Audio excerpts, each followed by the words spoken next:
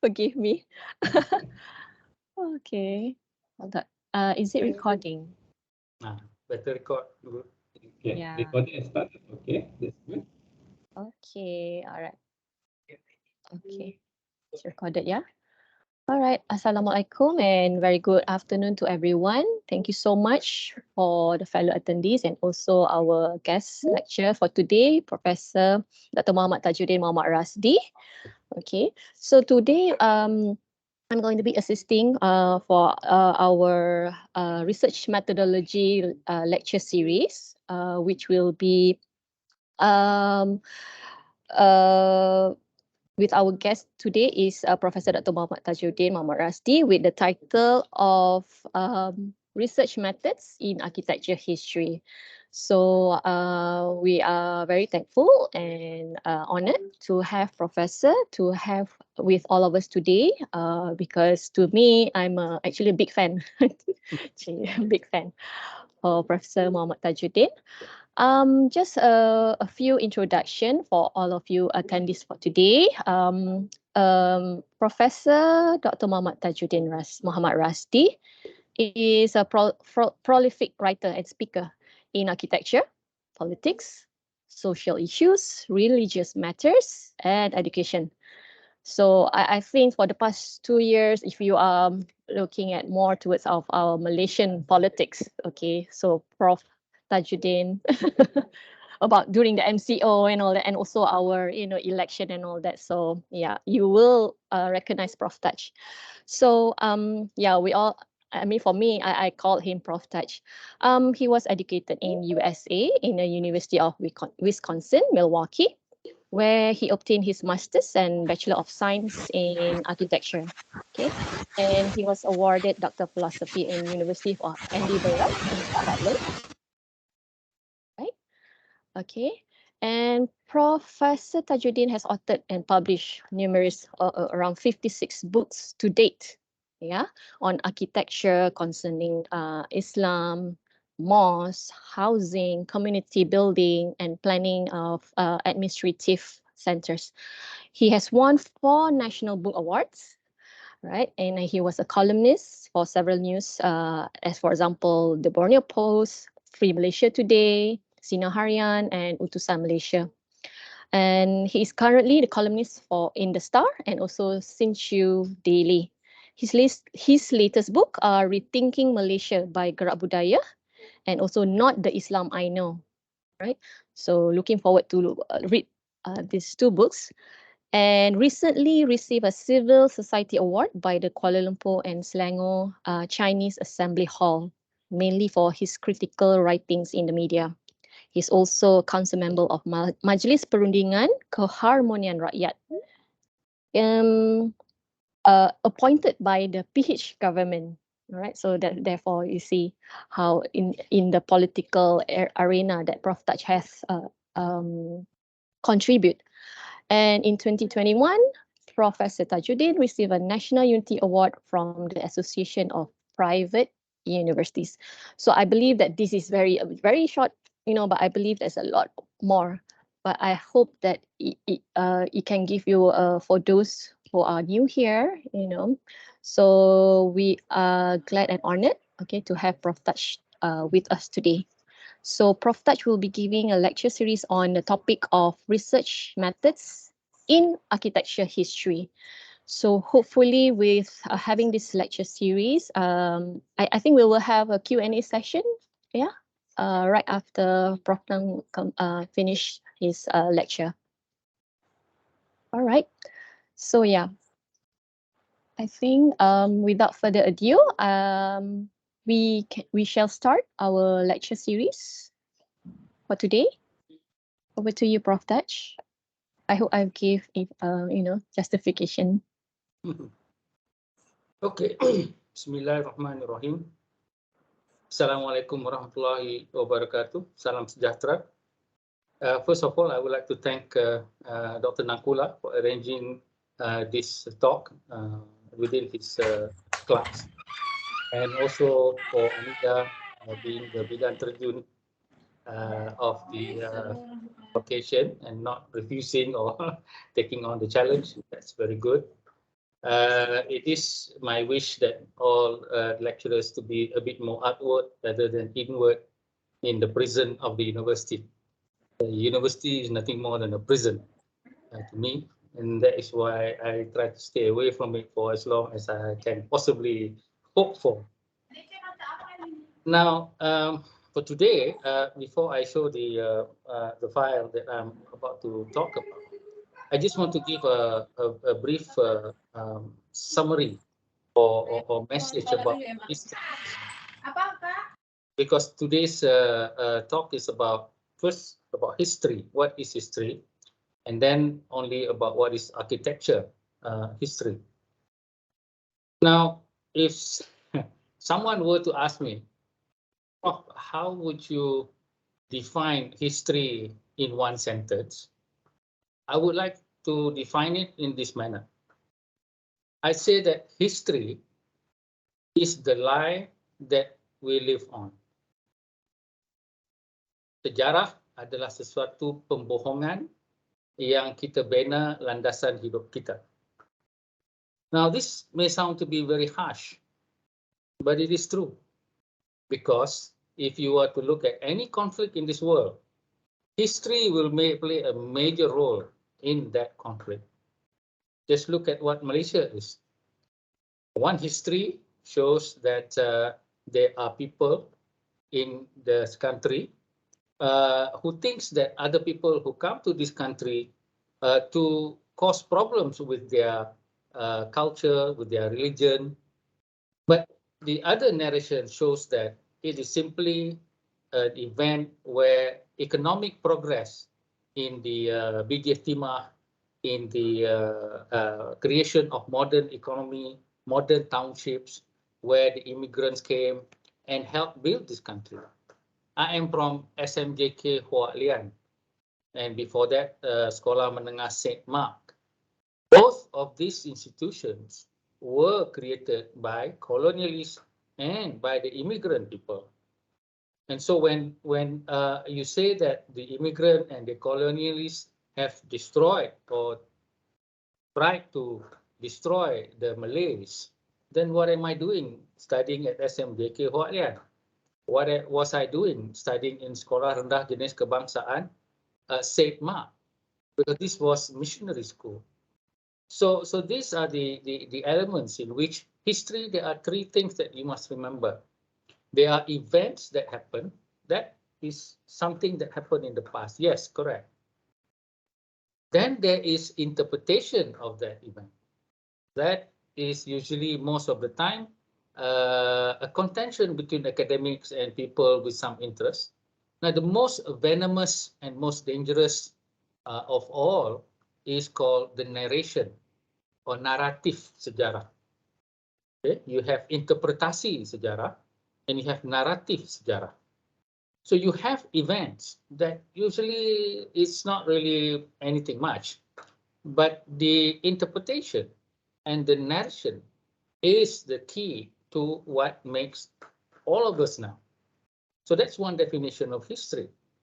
The other definition of history is a window to the future. History is not a window to the past. Now, many people are shocked by this because they always think history is subject, yang silap, yang lepas. But actually, if you were to study history, the real cause of history, the history that we know, I don't want to use the word real, this is not something that is real, okay? The history that we have come to know is about how people want to move into the future by looking at the present. The present is always something that we deal with, and then we start to think, how would we like to live in the future? Man is always like that. They will always try to progress into something better, isn't it? From your own situation, you want to go into something better. You have a small house, you want to get a bigger house. You want to, all that sort of thing. We want to progress. And so we want to create a nice future. So how do you create a nice future? Many people think it's about science. No, it's nothing to do with science. It's all about perception of how we think we like to do or live in a nice life. And so a lot of it we chose elements of history in the past and interpret it and create a narration that fits the way that we can move into the past. Now, one aspect of the past in Islam is propagated by Hadi Awang at the present moment. His idea of the future for Malaysia is that everybody must kowtow or tiptoe around Islam. Islam is the major power, Islam is the major culture, Islam is the major and the greatest value system. So everything else is secondary or third or fourth or whatever. So other religions are not important as Islam, that sort of thing. So he uses history in the sense of the historical narration or interpretation of the verses of the Quran. So the verses of the Quran is the event, it is the artifact, but the interpretation, there are many interpretations, but he chose the interpretation that will propagate a narration that says Islam should be the dominant and the only force in Malaysia.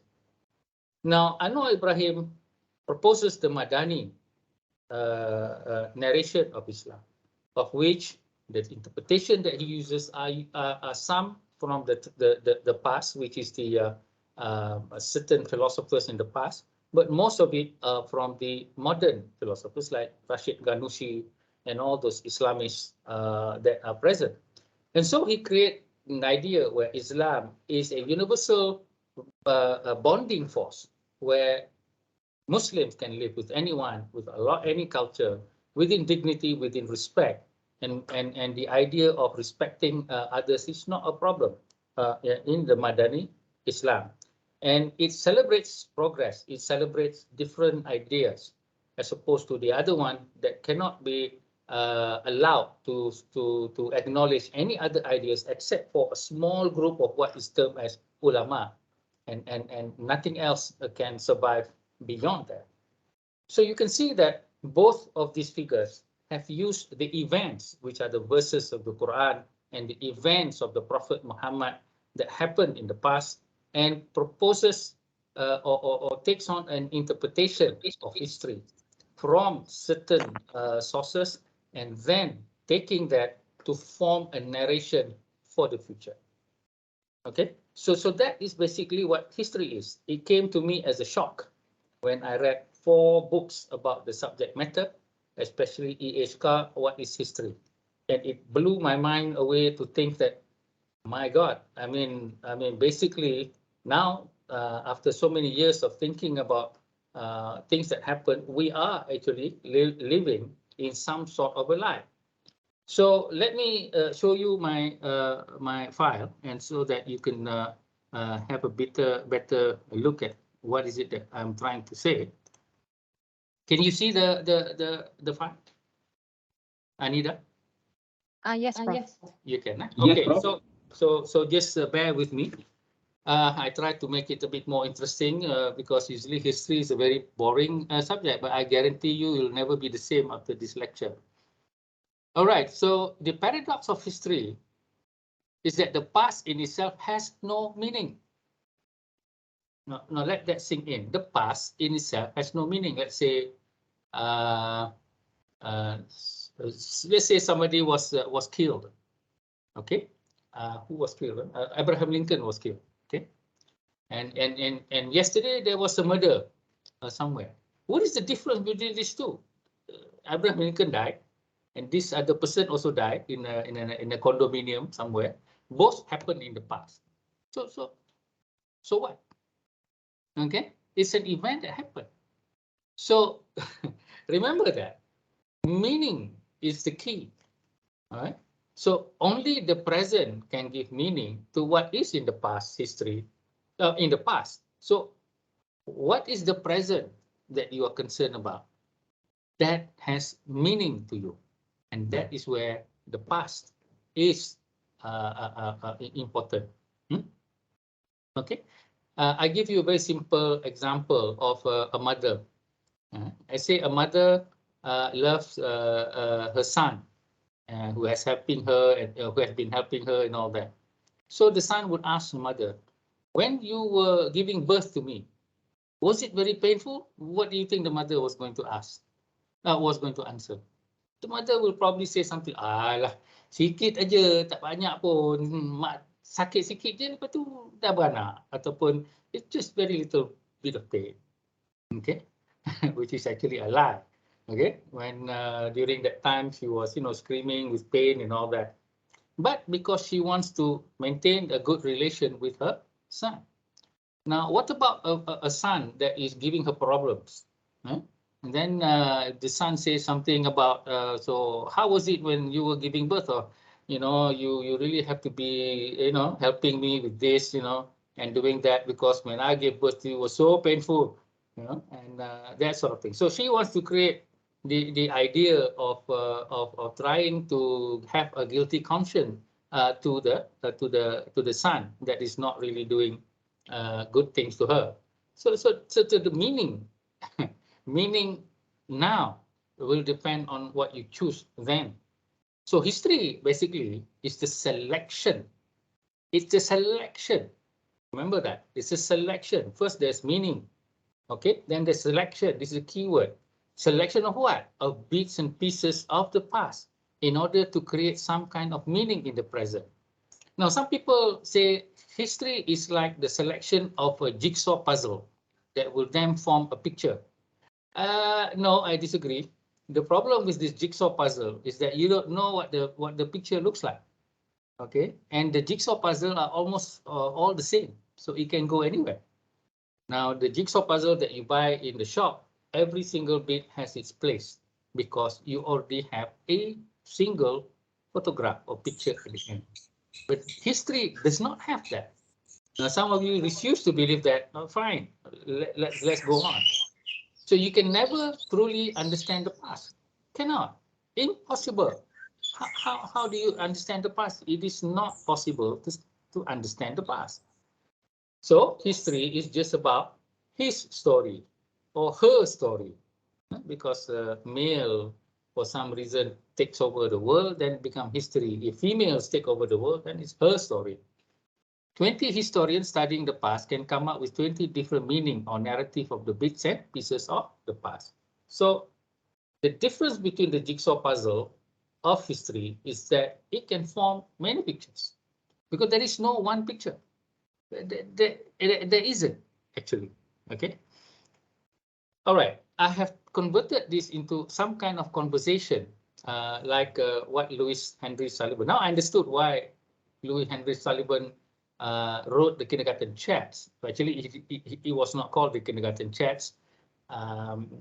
It was how he was trying to explain something in a dialogue fashion. Some people say following Aristotle or Plato in the discourse. I've never read that book, but I'm going to find that book and read it now. It's in the form of a dialogue. Because, many of your PhD students come to me and say, I want you to teach me. I say, there's no teaching in PhD. Okay. Now, some people, congratulations, happy Teachers' Day. I said, I am not a teacher. Okay. I'm a professor. And what is a professor? A professor is just a troublemaker. What do you mean a troublemaker? Well, because he comes up with new ideas. Okay. I just told you that the history of who you are is a big lie. So this is what we do. And in imparting this knowledge, because there is not a single answer, there's only an issue with a variety of answers and responses, that's where a dialogue comes into play rather than a teaching of one onto another. So the professor and the young scholar. So young man, what is history? It is the study of the past, says the young man. No, says the professor. History is the study of the future.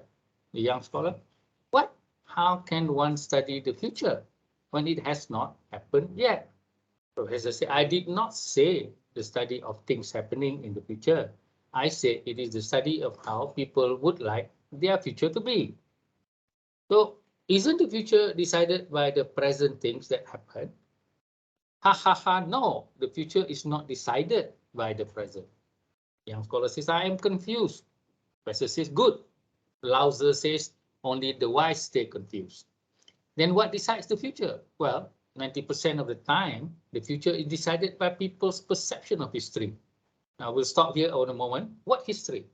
History of our tradition, history of our people, history of our religion. All these are history. All of them are interpretation, and all of them have been put into some kind of narration by so-called important people, and they then present it to you.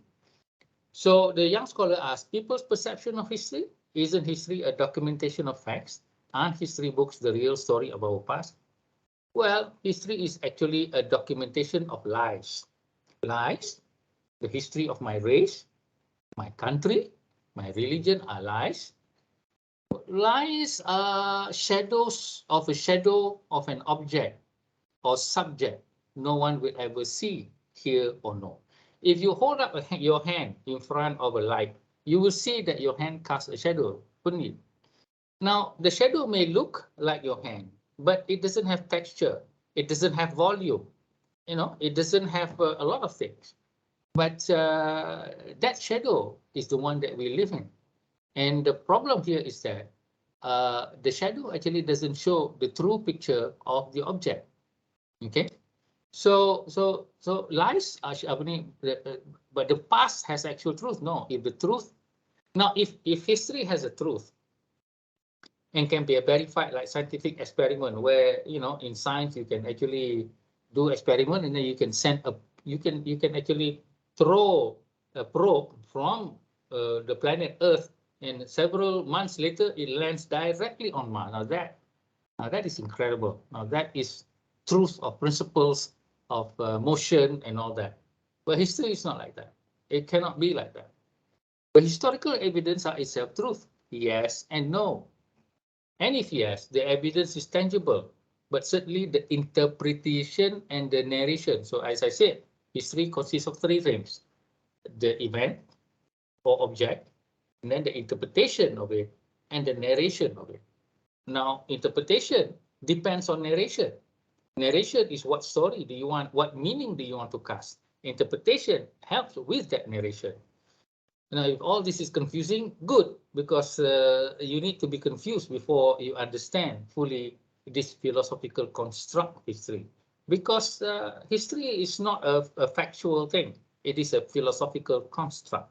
Our past is a philosophical construct. Whether you are talking about Islam, you're talking about Melayu, you're talking about Malaysia, it's all somebody's philosophical construct of what is in the past, so that we are here in the present. So history is about true events. Yes and no, some events are true, but some are not. Now, some people may be very angry at me, but can you prove that Moses or Muhammad ever existed? Blasphemy, sir. Well, sure, there has never been a grave of Moses, but the prophet lies in Medina. Now, how do you prove that the body, if any, in Medina is the grave of a person called Muhammad? Then you no longer have faith in Islam. Faith is different than history.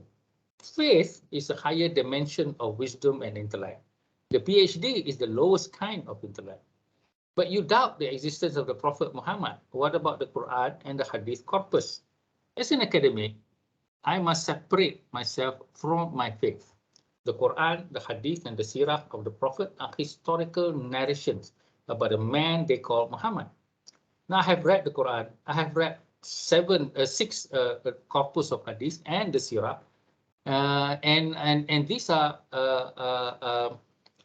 narration and interpretation of someone, of a person called Muhammad living 1,400 years ago. So that is the academic stand when one is approaching something in what I call an academic vacuum. Now, as a PhD candidate, the first rule is to renounce anything and everything that you have learned. Be skeptical and be critical. Before faith must come wisdom. Before wisdom must come intellect. And before intellect, you have to pass your PhD viva. Now, some of you, like some of my students from China who are doing on education, they come here, they just want to do some sort of a problem that they see, and then they just want to do it and finish it off. I said, you can't do that. Yeah? The question that I ask them is that, what do you want for your country in the future? And they don't understand that question. They said, we came here because the government has this to offer, this scholarship and all that. Yeah, I know that's your government, he said. But what do you want for your future? You see, they don't know because nobody asked them that question. You need to know that question so that then you can understand, or you can then deconstruct. What is the university? How was the university formulated in China? Which tradition did it follow? The Western, the Eastern, Islamic, or what? So also the idea of education. What do you think should be educated to a human being? All these are philosophical questions. And unfortunately, all doctor of philosophy students never ask this question. And fortunately, all supervisors of doctor of philosophy also never ask this question. Right? So ours is a very serious business. We are about to determine 50 years from now how we live, and how we live, what attitude we have, and how we relate to one another is very critical. And if we do not ponder that, then what subject are we doing? Okay. So history is all fake documentation. Yes, history is written by people of a particular time, looking at issues of the time and thinking of how to mold their future better. Remember that. This is a very important thing that I had discovered once I did my PhD, and I had to rethink the idea of history. What happened was that I was telling my supervisor in my writing that I said that many of the scholars who are non-Muslim in the past have a negative attitude toward Islam, and they are trying to discredit Islam. And so the way they treat the mosque is in a very not very good manner. So my supervisor said, why are you attacking the historians? Okay, the historians, he said in a single sentence, writes history according to their own agenda. So what's the problem? I didn't understand what he meant. What? Historian writing according to agenda? So when I went back after that meeting, it took me 6 months later when I come back after reading 3 books on the subject of what is history. And then only I was able to reformulate my approach to my PhD thesis, which was about the mosque. Okay. So history is written by people of a particular time, looking at issues of the time and thinking of how to mold their future better. So these people of a particular time then choose what events to record. So again, history is a choice. Historical documentation is a choice, it's a selection. So once you select, that means you're not considering everything. Okay, to record and how to interpret those events within a narration of the present so that it would help forge a new future. Okay, so this is the philosophical construct of history. Because if not, anything and everything in the past is history. So Abraham Lincoln dying of a shot is history. And then yesterday I read just today about 3 children and their mother dying in a car crash when the mother drove into a trailer truck. Okay, so that is also history. Okay? So there'll be millions and millions and millions and millions of things that had happened to the past. Yesterday I had stomach ache. That is also history, isn't it? So actually, if you consider that is like a camera taking a photograph. A camera taking a photograph, it takes photograph of everything. But an artist doing a painting of the same scene will emphasize certain things. So this is actually what is humanity and how we select things. And you must understand and remember that we select things. So I thought science is mankind's future. Well, don't listen to deluded scientists who can't see past their test tube. I think if somebody were to ask me what is the problem with education, I say education too much pseudoscience, too much pseudo technology, not enough history and not enough philosophy. We are taught about the importance of understanding what nature is made up of, but we forgot to learn what are we supposed to do with nature for other people. Now we call it sustainability. Only now we call it sustainability. After 100 years of formal education, now we say, oh, we must live with nature. Before that, we must use nature to whatever else we want.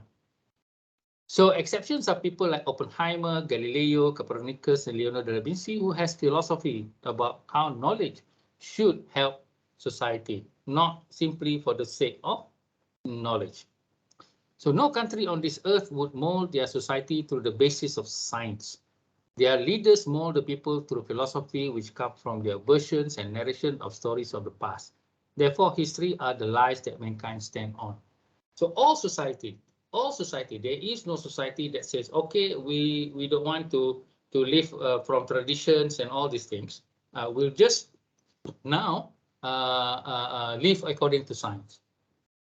Now, there is a country that tries to live without tradition, without history, and that country is called a communist country, like China.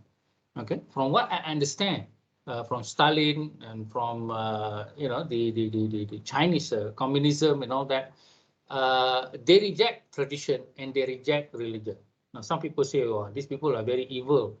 I used to agree with people who say people who reject religion are very evil. But now I can see directly what religion does to people. I can see how Hadi Awang is trying to instigate and insinuate and also cause great death like May 13 by his use of religion. So sometimes I say good lah that there is a country called China who live without religion and live without tradition, because both religion and tradition are simply stories made up by some people in order to control and organize the people. So this is the perspective of many of the communist scholars, and most of it I think is true. Once I look at it and I say that if you don't understand your religion and you let other people interpret religion for you, that is where the problem lies, you see. You let the ustaz interpret things for you, and they will make use to gain power, to gain wealth, and they unfortunately make enemy of another person. Look what happened to Hitler. Hitler said that the Jews were the enemy of mankind. The Jews were the enemy of Christianity. The Jews are the people that is atrocious and not loved by God. So he invited all the other people to kill, to incinerate women, children, all Jews, so that he can gain political power. So look at how history is being used, tradition and religion. So there is or are countries who attempt to live in a vacuum of tradition and in a vacuum of history. The modern architecture revolution started with the idea that we must forget about history. Adolf Loos said that. I think Corbusier, well, not so much, but other people like Gropius also say that. The future is in technology. The future is efficient use of material. The future, some talk about sustainability. This is how people see it. But then came the postmodern revolution, when Charles James said that we cannot not know history, because history, whether you like it or not, it is part of our own culture and self, and what makes who we are. So this is the aspect of history that is in a dualistic manner. Now, the idea of America's freedom of individual, or China's idea of equality, or Anwar Madani Malaysia, all are philosophy that is derived from selection of historical events or scripture. All of these leaders will use events in the past, whether it's the scripture, whether it is the events that happen to the people, whether it's a war, whether it is a killing, they will use it, interpret it within a narrative of what they can place into the future. So finally, I still don't understand, but I am shocked with your calm attitude destroying all that I believe in. Like the history of my country and the history of my religion, I am confused, angry, and in despair. Professor says, good, you have learned the first lesson, learning to unlearn. So learning to unlearn is the first lesson. You all PhD students, all scholars must unlearn what you have learned. So you have learned the first motivation, anger plus despair. Anger mostly are not good, but then it motivates you to something. Despair is also mostly not good, but if you use it in a certain way, then it can have some positive effect. So if you do not have these things, you are not worthy to be trained as a scholar. So you must feel something, okay? Not to say that you want to complete the thesis, but you feel something is wrong, something is right, something is inspiring, something is disgusting, something is despair. All right? Some people say, no, no, no. As a scientist and a researcher, we have to be aloof. We have to, no, this is ridiculous. Okay, if you are with the virus, then you can be aloof. But with social science, you cannot be aloof. You have to be part of it. So in the world of academia, we build ideas, we destroy thoughts, and we destabilize social norms. We are the catalyst of change. So what then is a professor as opposed to a lecturer? A lecturer teaches shadows and does not know it. A professor creates shadows, teaches them, but know that they are shadows of unknowable subject. So this is the key thing here, unknowable subjects. So what of the truth? The truth is hidden by God, so that man can never claim the throne and arrogance of godhood. So in deep philosophy, you cannot say that you have found the truth, because if you found the truth, then you will stop searching, and then you will grow arrogant, and then you will never ever share anybody or even correct yourself. I have found from my own personal deep reflection that whatever truth you know, it will grow, it will change, it will develop into something else. And so philosophers have already known that truth is hidden by God. And if you don't believe in God, well, whatever it is, that it is something hidden. When I took a class in philosophy, that was the thing, that the truth is hidden, and that you go after it, and then there's a cycle where you go, you find out something, then somebody destroys that truth, then you go into something that it's a cyclical event that reaches towards some sort of understanding. So at the end of the day, it's about understanding. Okay, I'm going to try to keep this talk to about 1 hour. I may not finish it, but then I have another talk next week, so I think I want to continue then. But the subject matter of what is history is most critical, and I will just end with a little bit about what is architecture history. So we are coming close to the discussion or discourse on what is history. So the past of history is a river of time. This is the best analogy that I have come up. Well, actually, I did not come up with this. I think this was done by one of the scholars that I read. I think it was E.H. Carr. He said history, okay, if you imagine a river, okay, actually, he didn't say all these things. I'm the one who says it, but I'm trying to get the essence of what he's saying. He says that if you imagine a river, and you know that a river is a winding river. There are no straight rivers, only canals where man will make the canal. Rivers are all winding. They wind, you know, because of mountains and different soil and stuff like that. So you imagine yourself on a boat. So the boat is always moving forward. And that is an analogy of time. Time is always moving forward. So the boat is always moving forward. But you stand on the boat and you don't face the front, you face the back. So when you look at the back, you are standing looking at the back. And the back, whatever you see, the vista, the scenery, is the past. You notice that when the boat makes a turn, then your vista changes, doesn't it?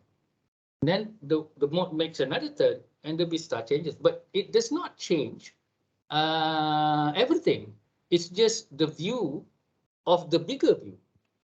Okay, so this is what we call the perspective and the narrative that you take in history. So as time, you are always within the present time. Okay, history is always written by people who are living within a certain time, and they are always governed by that time. They cannot disassociate themselves from that time. You must understand that. That's why in the study of history, historiography, most important study is the study of the person and the era or the events and the situation of that particular time. Why am I saying all these things and using examples of Hadi Awang and Ibrahim? Because I am in the middle of the most important aspect of Malaysia's future. We are at a crossroad. Where we go from now will depend in this year how we are going to be, whether we are going to close our minds and not have any other freedom of thoughts and different interpretation and follow only one interpretation, or we can join the world in being global, being understanding and accepting of all, while keeping our faith. Our faith or iman will be stronger when we are with others, but it cannot be stronger if we are trying to imprison ourselves from the others. And this is what the two concept of Islam in Malaysia is: one that is imprisoning us, the other one is freeing us. Most Muslims like the imprisoned one. They like to be imprisoned because they say this is a shortcut to heaven. What do you mean? Well, if we imprison ourselves, we keep away from all the alcohol, the LGBT, and everybody else, and we stay within ourselves. Okay, let all these people die, and then let us live here. I said, if you put 5 cockroaches in a box, they will all be safe from the cat, from the snake, and everything. But after 6 or 7 days, they will all die because they have nothing to live on. So this is the future of that box and imprisoned state. But humans, they like the easy way. And the easy way is to just be with your people, your own self, and also think that by guarding yourself against all these things, then God will love you and you will enter heaven. I don't think that is going to happen. Now, question: why must humans study history? This is a good question. Why do we study history? It's such a problem. Okay, such a bad thing that happened to us. Well, history, in order to create a future that has some hope, man studies the past in order to philosophize about the probable truth of things. With this invented philosophy, man charts a new future. History is simply the event that some people feel important to document and then present a made-up narration of what happened to the present generation. Man then tells the present generation that his approach and philosophy towards a glorified future has evidence in the past stories of them. I would like to imagine the past has diamonds. You know, if we consider diamonds as very, very valuable and very, very important for us to have, because then we can have a lot of money. History is full of this diamond embedded in the soil, and we have to work very, very hard and dig out a lot of all this soil, okay, and then only get the diamond. So we can see diamond mines that they dig until so many kilometers under the ground. So that is the precious thing, the philosophy that will charge our future. Because the diamond is hidden in all this soil of nonsense, or what we call history. A lot of nonsense, a lot of lies, a lot of hatred, a lot of mistrust has been embedded into the soil of history. So history can be also be seen as soil that is overburdening something precious. Can we ever know the truth of the past? No, we will never know the truth of the past. Firstly, we cannot travel back in time. Secondly, there's variables of people, circumstances, and natural geographical events are too many. 1,000 versions of history can come closer to the truth, but never the ultimate truth. So how to do research in history? Well, if you're going to do research in history, firstly, what is the present issue that you are concerned with? Secondly, what is the future that you want? So when Anida showed me her research on architecture, history of education, I asked the 2 questions. Where are you going with this? You know, and she couldn't answer because she was only looking at filling in some holes in a wall, which she doesn't know what house she's in. Okay, so a lot of PhD students do that. They just find a gap somewhere, and this gap or hole in a wall, they don't know what the wall is. They don't know where the wall is, in which room. They don't know whether the wall is a door or a window that shouldn't be closed. They don't know what kind of a house it is. Is it a hotel? Is it a condominium? Is it a courtroom? They don't know. All they know, there's a wall and there's a hole, and that hole needs to be patched up. They never ask, should the hole be patched up? And what is this house that we are talking about? So remember, in anything, not just history, anything and everything that you do, you must ask these 2 questions. What is the present issue that you are concerned with? Okay, and what is the future that you want? If we don't have this, then we don't have the doctor of philosophy, because these 2 are the philosophy. Thirdly, what religious, political, and economic framework that you believe in? Now that is another thing. It will always be your own framework that you will be putting the study in. So after that, then only you can choose what is it that you want to study. Is it a person? Is it a building? Is it an event? Is it this and is it that? Okay. For instance, why did Anwar Ibrahim declare the Reformasi movement? Was it because Anwar cared about the Malaysia, what will happen to Malaysia in the future, or Anwar cared about his career, that if his career in politics will be gone if no one supports him? Okay, so same thing with the Proklamasi Melayu, which is now propagated by Mahathir Mohamad. He is giving a narration that Malays are the victims of all these non-Malays, and therefore Malays must come back to power, and in order must come back to power, must be united. And at the moment, the only united Malay force to him is the Perikatan Nasional, because it has almost 100% Malays. Gerakan is just running dogs. So it is how then you understand, and why is it that they are having this, and why must you study the Reformasi movement or the Proklamasi Melayu? So once you decide the future that you want, then you can select whether you want to study Reformasi or you want to study the Proklamasi, and then how do you want to interpret it as what is called evident interpretation, part of what you call evident. Now, interpretations are interpretations. Different politicians will have different interpretation or almost similar interpretation. Now, how do you weave the interpretation into a narration of a story? Now, you may say that, no, I'm trying to find the truth. As I said, there's no such thing as the truth. You just have to create your own truth. Well, then somebody else later on will kill off your truth and they create another truth. And when will we discover the truth? As much as you keep on criticizing and building and criticizing and building and criticizing and building, we come closer to the truth. But will it be the truth? Of course not. We cannot find the truth. Okay, we cannot. All right. So seventh, how do you philosophize the use of your new discovery of? Now, this one is not really necessary in a thesis, but it is something that is very important in a philosophical construct for your own career life and things like that. The PhD only takes the fourth thing, the fifth thing, and the sixth thing, and a little bit on the first three things, and very little on the seventh thing. So that's why a lot of our PhD is laden with facts, but not laden with philosophy. The philosophy is very, very, very little. So finally, I just want to say that, okay, we have a few more minutes. What event in the past that someone considered important enough to remember and document for others to know? So it's a selection of events. History is the study of what happened, when, and why. So these are the three things that history studies. What happened, when, and why. So history is the most important teacher of mankind. Mankind cannot live within a history vacuum context. All right.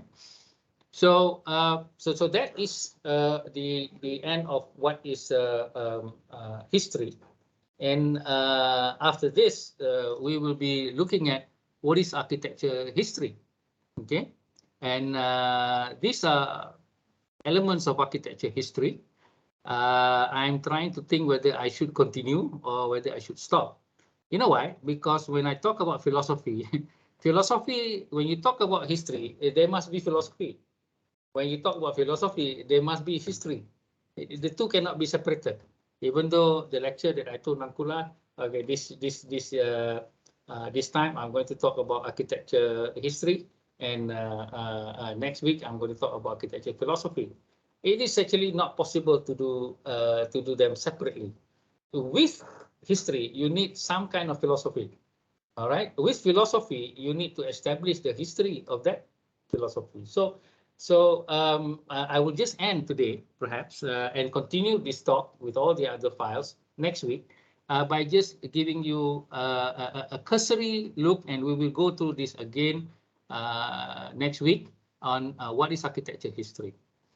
So architecture history is simply the documentation of buildings, of streets, of cities, of monuments, You know, you ask questions. This is a question of what. So history can be what. Okay. What is this building? What does it look like? What is the plan? What is the cross section? Okay. So, but of course, if you decide to record a building, then you have to justify why are you choosing this building, and how is this building important to the future of this country. See, that's the philosophy. Okay. Of course, you can go very easily. This building has been listed by the conservation effort of the government, or the conservation effort of the Badan Warisan Malaysia. So okay, well, but that's not that much of a philosophy, you know, but it's still valid for you to do the study of the building. So history, when was the building conceived? So those are the basic facts about the building, the plan and all these things can be a whole study by itself. The measured drawing that was initiated by UTM for many years. This is the study of what? Because when the student go and interview the people on how the spaces are used, the people no longer stay in the building, so they don't know. So we are forced to conjecture, and the only valuable thing that is done by the UTM student is the drawing of the building itself. So when I wrote the book about heritage buildings in Malaysia, Dewan Bahasa was not very happy with me. I said, why are you not happy with me? He said, Profnya buku, walaupun interesting, writing dia sikit lah. Because Dewan Bahasa used to do a lot of writing. I said, number one, in architecture, the evidence are the drawings. Jadi the drawings are the ones that is the most important. Now, as to the very few writing that I had done, because I malas, sebab this is the only verifiable fact that I can come up with. There is no other study. And we will probably never know what happened until somebody else found something, maybe a photograph, a picture, or a diary from a Christian missionary who came and stayed at the Malay house or the palace, and then stayed. And then explain how the spaces were used in the narrative. So that is the thing. Now, when was the building conceived, thought, or proposed? This is the question of period, time. The most difficult is why and how. Why was the building designed that way? How? These are a lot of conjecture. So 50 people doing PhD will have 50 different probable narration of how this building was done and why. Okay, so individual buildings can be studied, like Parliament Building. Is it the Parliament Building? Where is the historical study of Parliament Building? Until today, we don't know why it was like that. Okay, why were the spaces in that? And I was told that there was a kind of a alcohol bar at the top of the building during Tunku Abdul Rahman time, when he would invite everyone there to have a drink of alcohol. And now it's been converted to something else. If you go to Parliament now, they have already done a lot of what I call Putra Jayanizing the interior. Okay, the stupid architects that did the interior did not respect the socialist, Spartan, and what we call simplistic spaces that were produced by the original architect.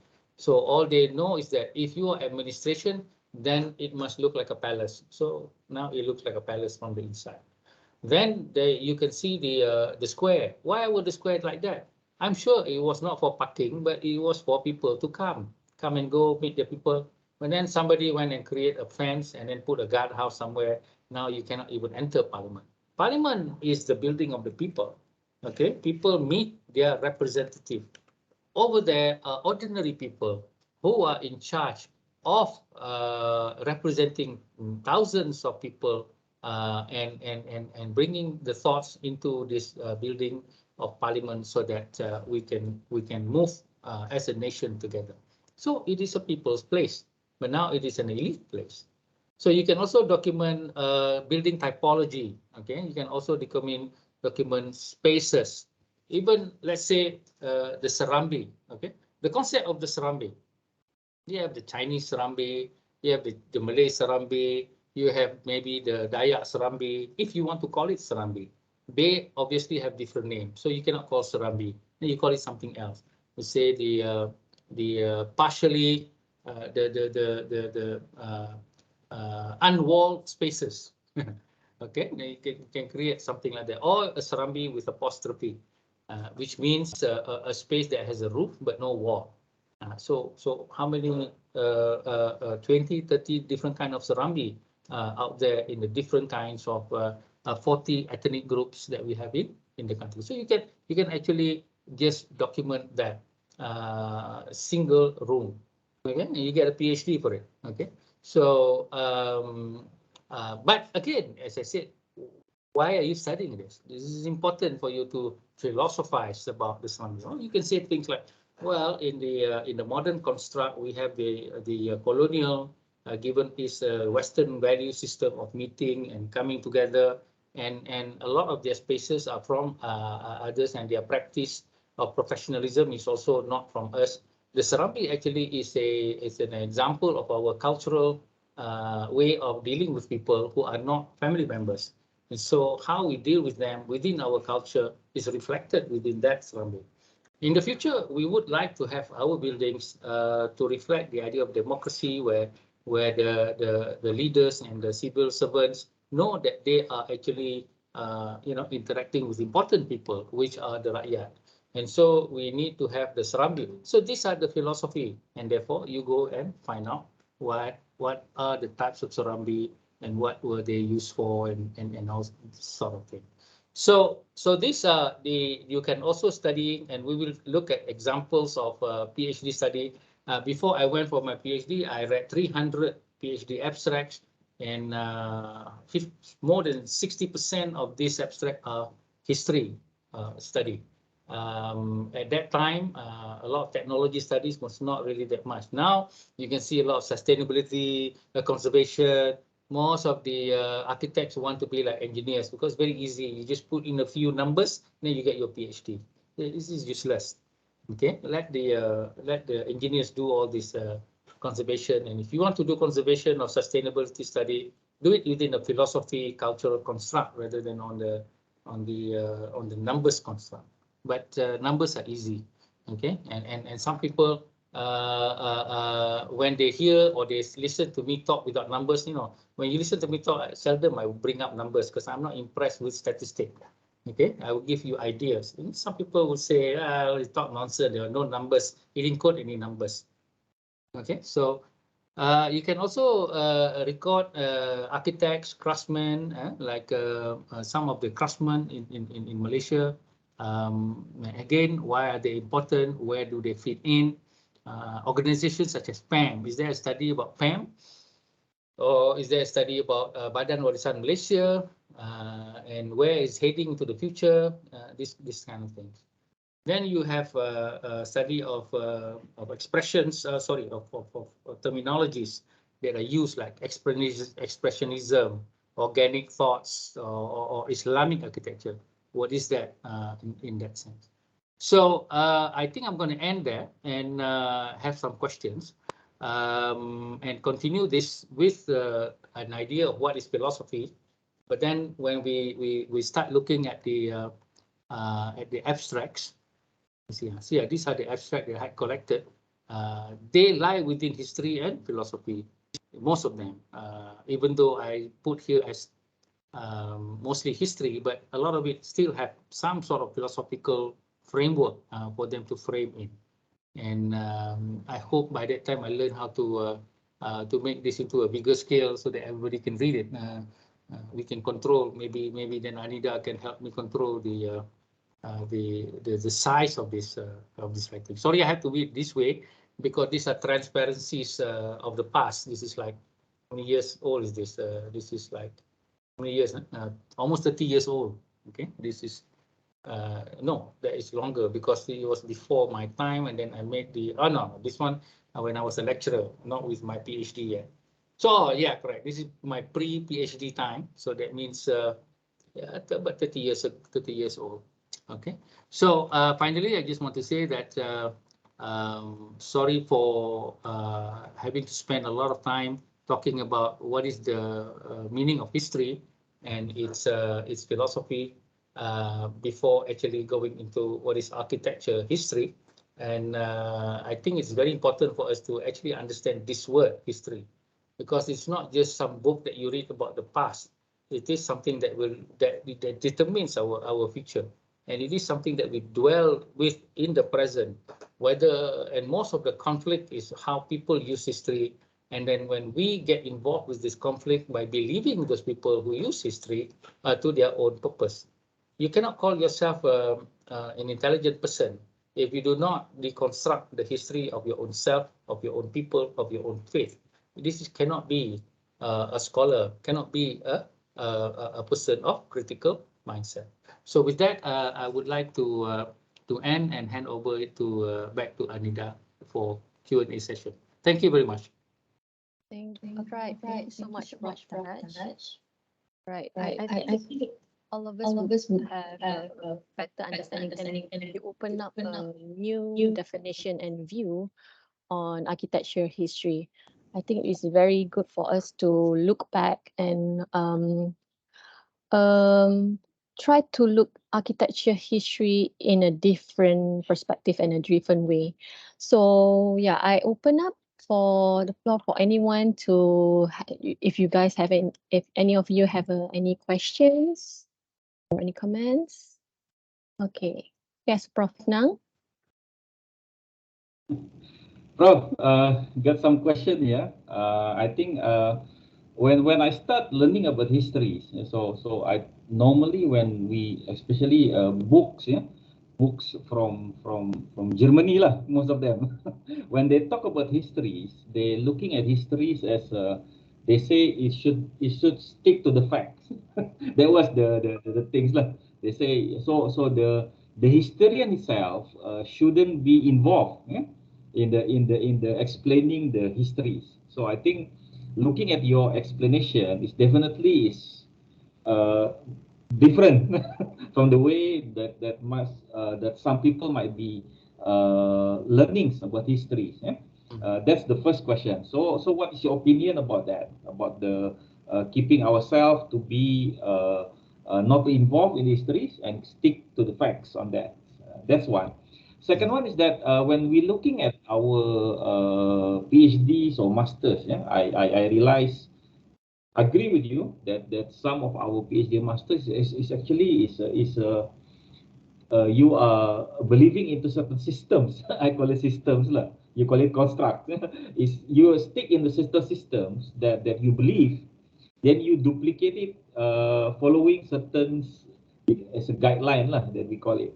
So it's basically is a structured PhDs lah, structured PhDs, which happenings most of the time. So I also becoming the examiner for some student. It's also happening like that when the student doing sustainables, or maybe they always using the simulations, yeah, going for this. And as I say, the philosophical construct of it was not there lah for some of the one that I experienced.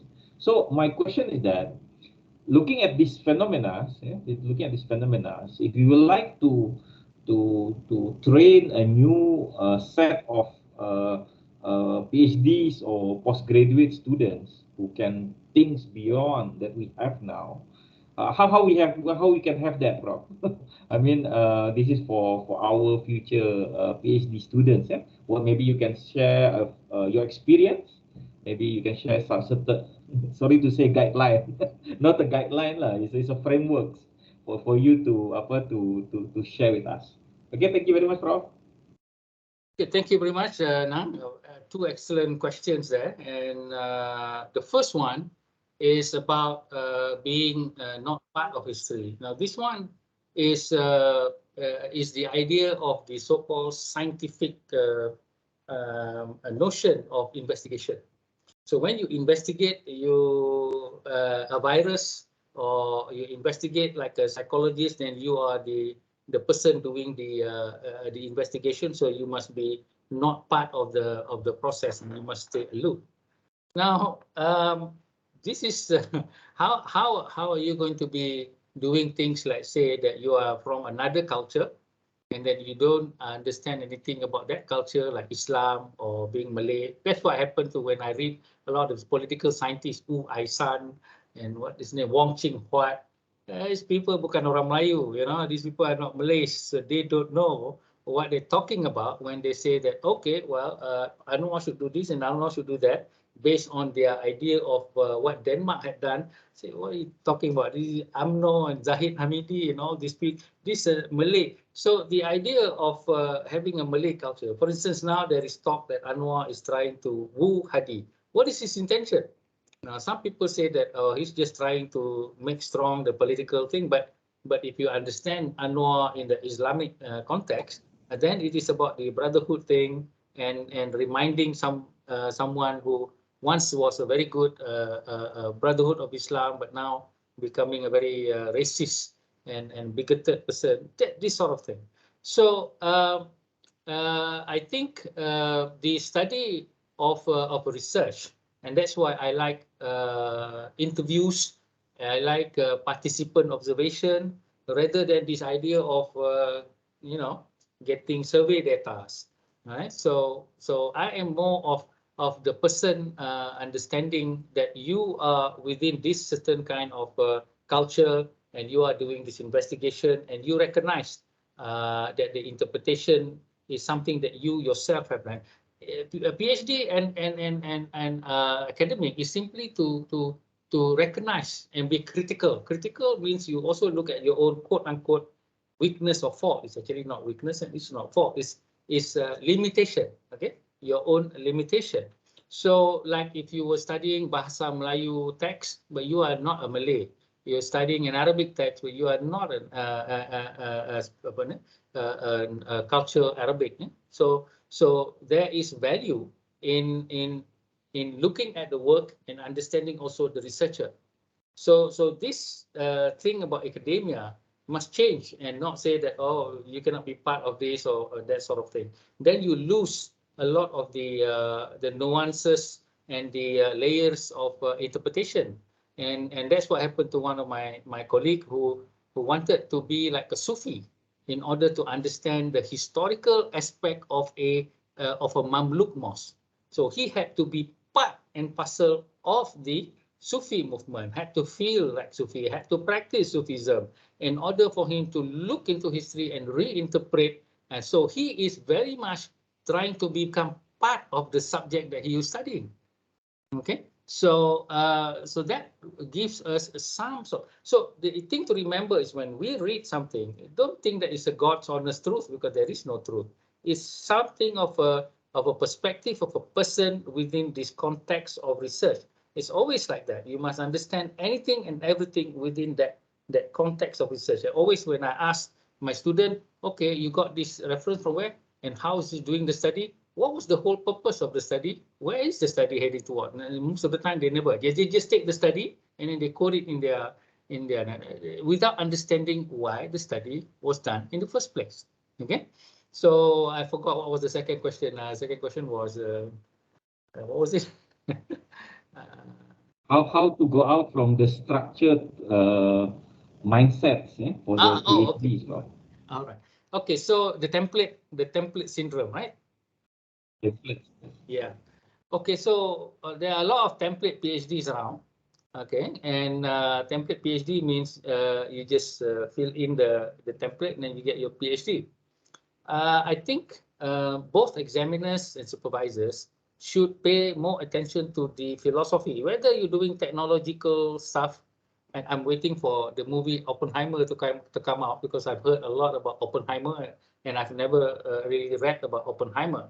Oppenheimer was said to be the one of the main scientists behind the atomic bomb. But he was not just a scientist, but he was also someone who struggled with the moral, political implication of producing this biggest weapon of all that can destroy mankind. So it's not a scientific movie. It is a philosophy and a moral movie I'm expecting. So so this dimension aspect of philosophy, morality should be the front part. And my friend Farid Al-Attas, a professor of sociology, Malay studies in Singapore, who is a Malaysian of the Al-Attas family, he said that, yeah, Prof, the student no longer philosophize or no longer studies philosophy. Philosophy is not a study. It's simply a questioning and a opening of the mind into something into the future. It's not studying Hegel or something like that. No, it's looking at your subject matter, whether it's education, whether it's sustainability, and whether it is so-called history of it. What is it that we want into the future? If you ask that question, what is it that you want into the future? Then you get into the realm of philosophy. The problem is nobody asks that question. What is it into the future? How do you imagine the future? Before we get to talk about the study that you want to do. So the chapter must have something of that aspect, and the student also must learn to be brave enough. You're only brave when you have something to say now.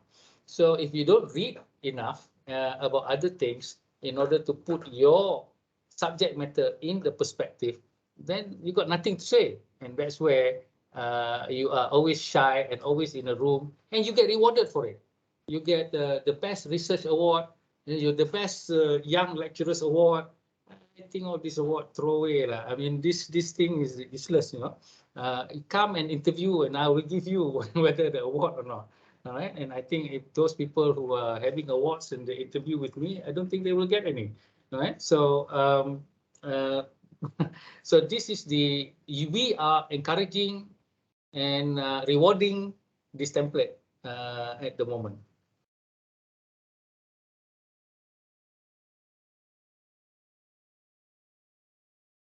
Thank you very much, Prof. Okay, Prof. Yeah, there's a question in the chat box from Nick Shazwan. Hi, thanks, Prof, for the insightful sharing. Do you think epistemological approach important in historical research? That's his question. Okay, in any research, whatever it is, you have to break it down. You have to go to the sources, and that's where when I did my PhD on the mosque, I had to go and look at what is actually, why do you call it the mosque, and then also how was it that the Prophet and the early so-called mosque. And I went to search into the hadith and read. And luckily, when I came there, I already read a lot of hadith, and I read more and more and more. And I discovered there's no such thing as a mosque.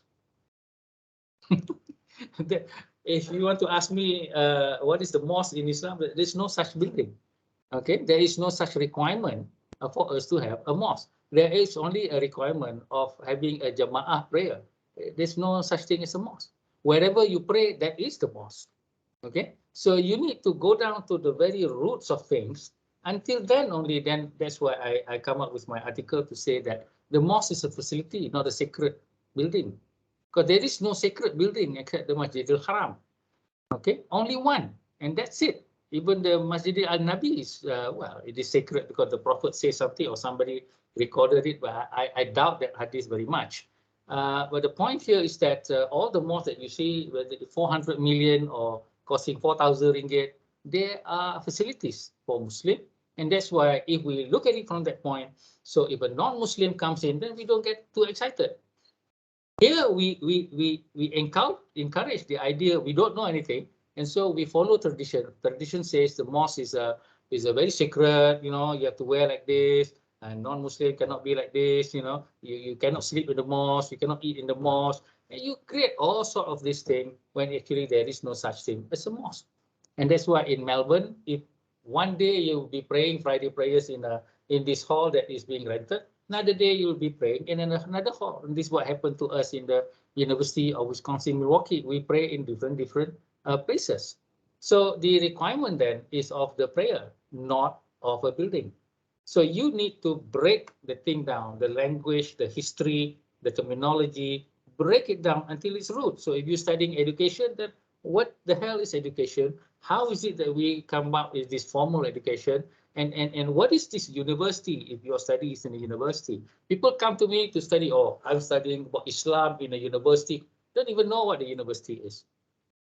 Okay, don't even know the evolution of the university, the purpose of the university. So how are you going to philosophize about the future when you don't even know the roots of the past, okay? The roots of the past. So I think epistemology is actually the breaking down of what we perceive to be a thing, an object like a mosque, or an event like the Reformasi. Reformasi is an event. What is it for? Why was it here? You know, you need to actually trace it back and understand. And was it actually something to renew Malaysia, or was it something to save Anwar Ibrahim's career? You need to be naked like that. You need to wonder like that. If you don't dare to say those things, then your critical aspect is not. Don't worry about being lost. Some people say, oh, you ask this kind of question, you akan jadi murtad. You yang tak pernah tanya are the one that is lost, because you are the one yang, only people who follow tradition blindly and follow people like Hadi Awang or Muftis blindly are the ones that are lost, actually. Okay. Right. Okay. Thank you, Prof. I think it will answer your question, Shazwan. Can we have any other question for Prof? Anyone else?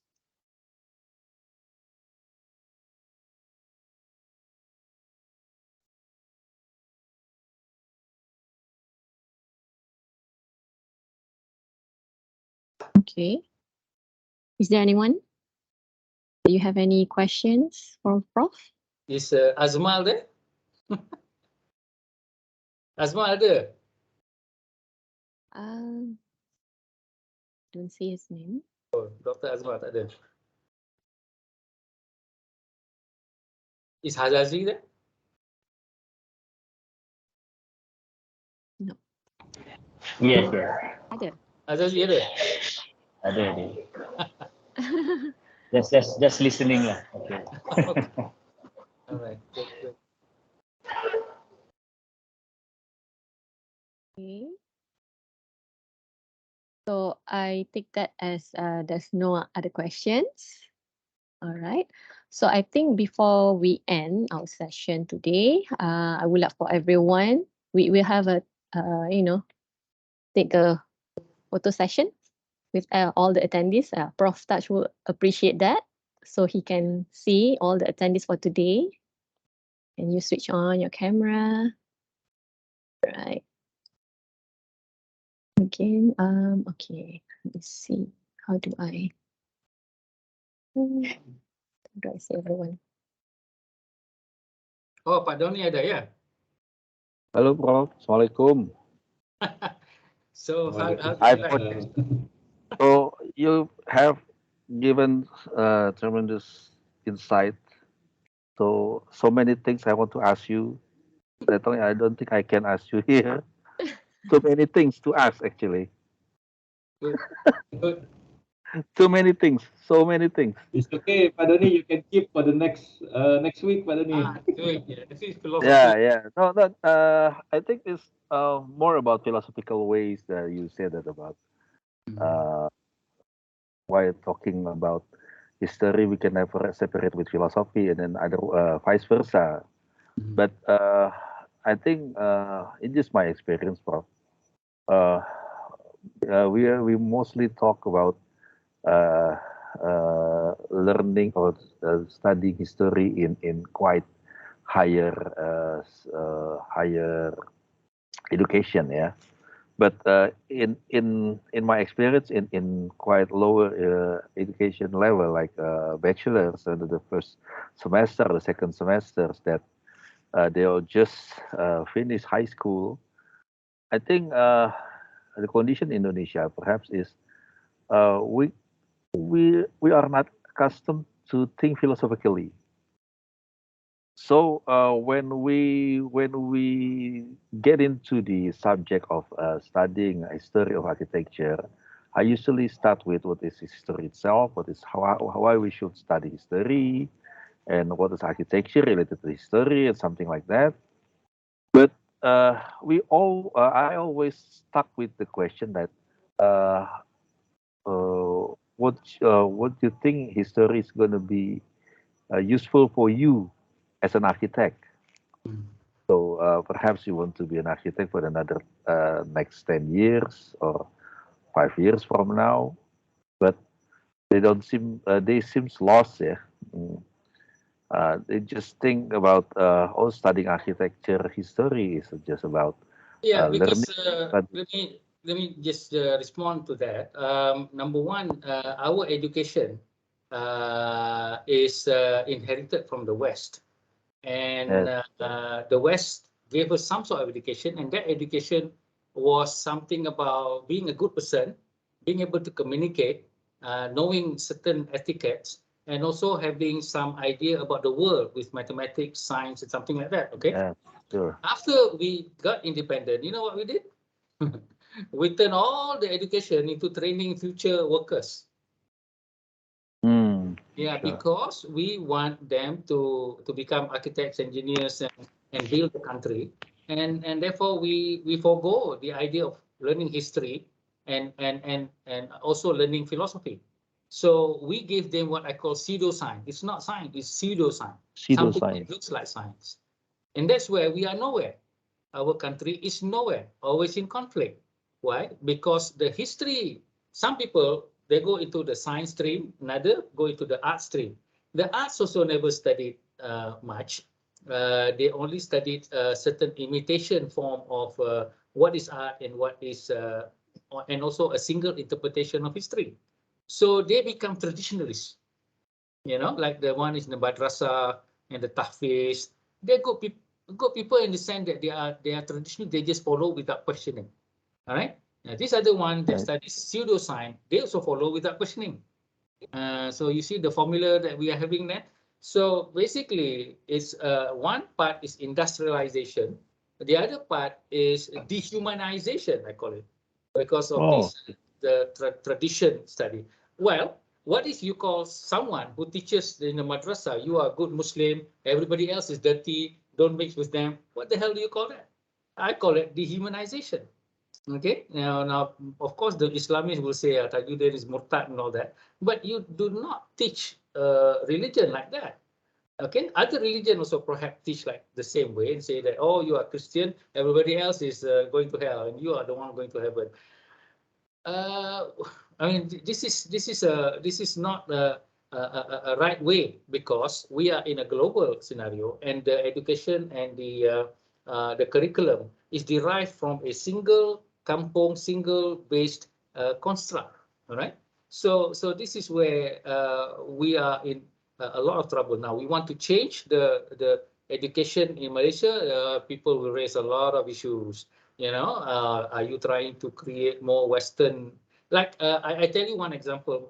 Two of my China students suddenly came to me and said that the government of China wants to inculcate Confucius values in the students. mm, Okay, so now they want to do a PhD on how to do that, how to inculcate. My first question: why are they doing it? They never ask the question why the Chinese government wants to inculcate Confucius values. After they came in China, they rejected tradition and religion, but now they want them to study Confucius values. So my suspicion is that, number one, they want to give the Chinese people something to anchor in that will help their stay in power, because Confucianism is patriarchal, meaning one of the good things that you follow the older people, the wiser people, that sort of thing. What the Chinese government is afraid of with the internet and globalization, the Chinese people will want to be like Americans and Europeans and want democratic values, freedom of speech, all this sort of thing that will then jeopardize their authoritarian rule. So this is where you can look at this narrative that has been created and have to question this. But the PhD candidate never questioned this. They just want to do what is it that has been set for them to do.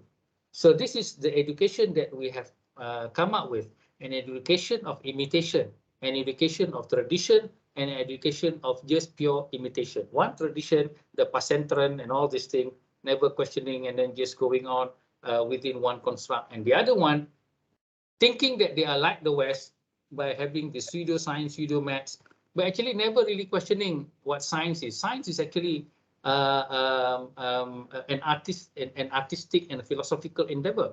If you look, a lot of the scientists in Malaysia trying to talk about sustainability, they don't know how to relate to the people. They don't know how to relate to things like heritage, and they talk about sustainability. To them, sustainability is a few numbers, a few gas emission, and all these things. Do they talk about how do you save Chowkit Road?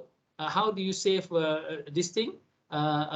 Certain places like the kampong people and their culture related to, they don't. They can't talk about it because of what is called the bastardization of specialization.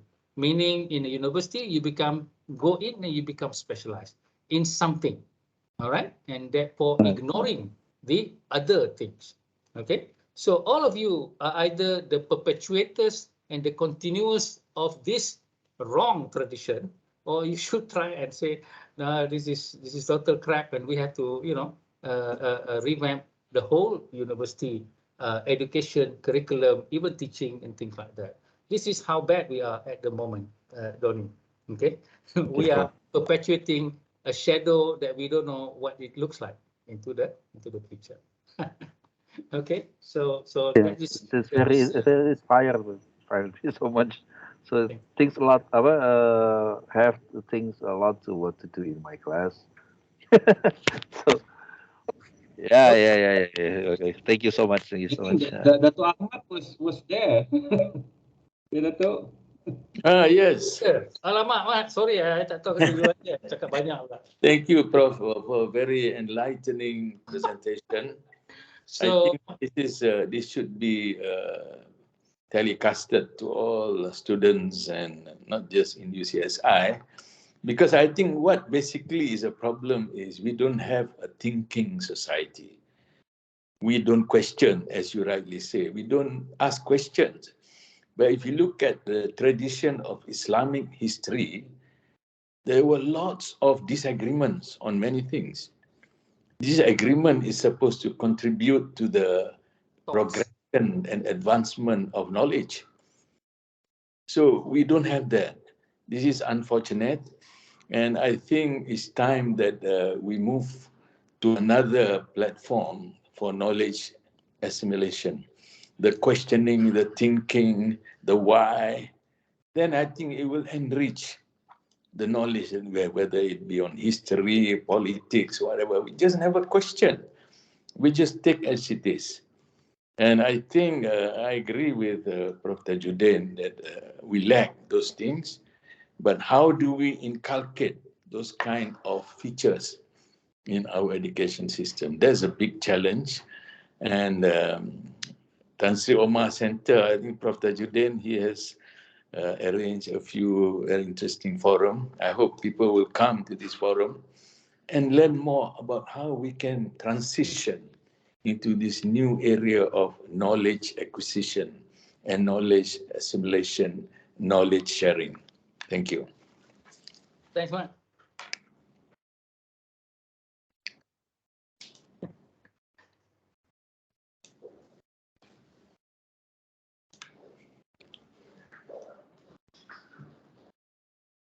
Okay. I think we can take pictures. Miss Anida? Okay. Where's the picture? Okay. Okay. Right. Okay, now. Is everyone? Okay, let me just take the gallery mode. Yeah.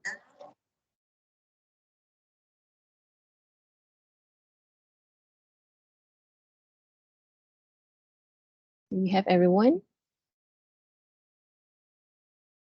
A bit lagging. Okay, all right. Okay, I guess not everyone is here, but it's okay. I'll just take a snap. All right. Okay, ready? 1, 2, 3. Another one. Selamat Hari Raya. All right. Thank you so much, everyone, Okay, thank for you. attending the lecture Thank you. series. I hope it's very, very beneficial for all of you. I'm Recorded, honored, right? and yeah, it's recorded. Yes. Yeah. Hope to see for the next lecture series with everyone, and we have much more intellectual reciprocal kind of feedback from the panels as well, and also the attendees. Thank you so much for everyone. I apologize for if any shortcomings. Okay, I hope I did well. Okay, need to have more practice in it. All right. Okay, thank you so much. Bye. Hope to see all of you, and thank you so much, Prof. Taj, for your time. Thank you so much, everyone.